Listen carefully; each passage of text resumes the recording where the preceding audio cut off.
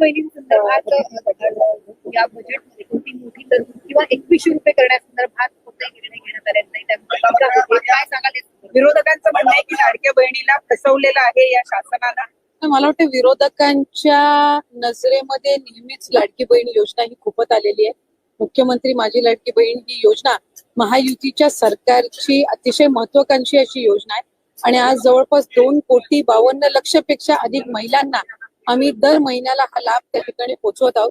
खरं तर विरोधकांनी तर अशा पद्धतीच्या सुद्धा वावड्या उठवल्या होत्या किंवा अशा पद्धतीचा सुद्धा अपप्रचार सुरू केला होता की निवडणुका झाल्यानंतर महायुतीचं सरकार आल्यानंतर महायुतीचं सरकार ही योजना बंद करेल, अशा पद्धतीचा अपप्रचार त्यांनी सुरू केला होता.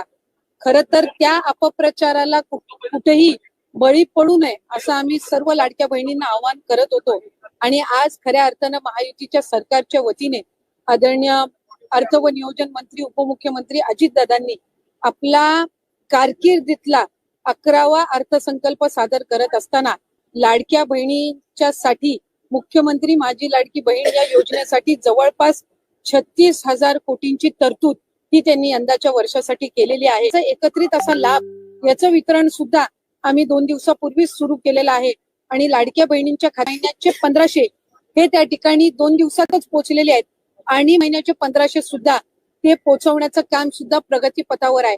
त्याच्यामुळे ही योजना ही महायुतीच्या सरकारची महत्वाकांक्षी योजना जी मुख्यमंत्री देवेंद्रजी फडणवीस साहेब, उपमुख्यमंत्री एकनाथजी शिंदे साहेब आणि उपमुख्यमंत्री अजितदादा यांच्या नेतृत्वाखाली अशाच पद्धतीनं कार्यरत राहणार आहे. अशाच पद्धतीने ही योजना पुढेही सुरू राहणार आहे. 2100च्या बाबतीतली जी भूमिका आहे ती राज्याचे मुख्यमंत्री देवेंद्र फडणवीस साहेबांनी, अजितदादांनी, शिंदे साहेबांनी सुद्धा वेळोवेळी मांडलेली आहे. एखादी महत्वाकांक्षी योजना ज्या वेळेला आपण आणत असतो त्यावेळेला त्याचा योग्य तो निर्णय राज्याचे मुख्यमंत्री आणि महायुतीचं सरकार ज्या वेळेला घेईल त्यावेळेला विभागाच्या वतीने आम्ही ते निश्चितपणाने या ठिकाणी घोषित करू. आज 1500चा लाभ देत असताना सुरुवातीला तर विरोधक म्हणायचे की हे 1500 पण तुम्हाला मिळणार नाहीत, पण त्यानंतर आम्ही ही योजना यशस्वीरित्या राबवली. त्याच्यानंतर म्हणायचे की निवडणुकीच्या नंतर ही योजना बंद होणार, पण आज 2,52,00,000 महिलांपर्यंत आम्ही हा लाभ त्या ठिकाणी पोहोचवत आहोत आणि आज 36,000 कोटींची जी तरतूद अर्थसंकल्पामध्ये करण्यात आलेली आहे जेणेकरून ही योजना अशाच पद्धतीनं पुढे सुरू राहावी. त्यामुळे आम्ही कुठलाही महायुतीच्या सरकारने लाडक्या बहिणींना दगाफटका दिलेला नाहीये. 2100चा योग्य तो निर्णय जाहीरनामा किंवा एखादा ज्या वेळेला तुम्ही वचननामा असतं ते पुढच्या 5 पंचवार्षिक या संबंध या याच्यातून दृष्टिकोनातून तो ठेवलेला असतो.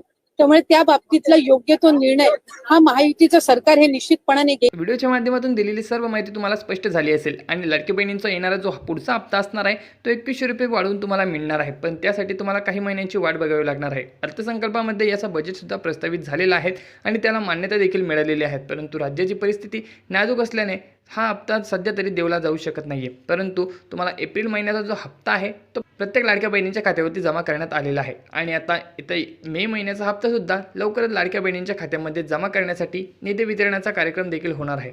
त्याची जी तरतूद आहे ती देखील संकल्पामध्ये झालेली आहे आणि लवकरच मे महिन्याचा हप्ता देखील प्रत्येक लाडक्या बहिणींच्या खात्यावरती जमा केला जाणार आहे. याविषयीची अजून एक अपडेट येणार आहे, त्यासंबंधीचा लवकरच आपल्या चॅनलवरती एक नवीन व्हिडिओ सुद्धा अपलोड होणार आहे. तुम्ही आपल्या चॅनलवरती नवीन असाल आणि चॅनलला अजूनपर्यंत सबस्क्राईब केलं नसेल तर नक्की चॅनलला तुम्ही सबस्क्राईब करून ठेवा.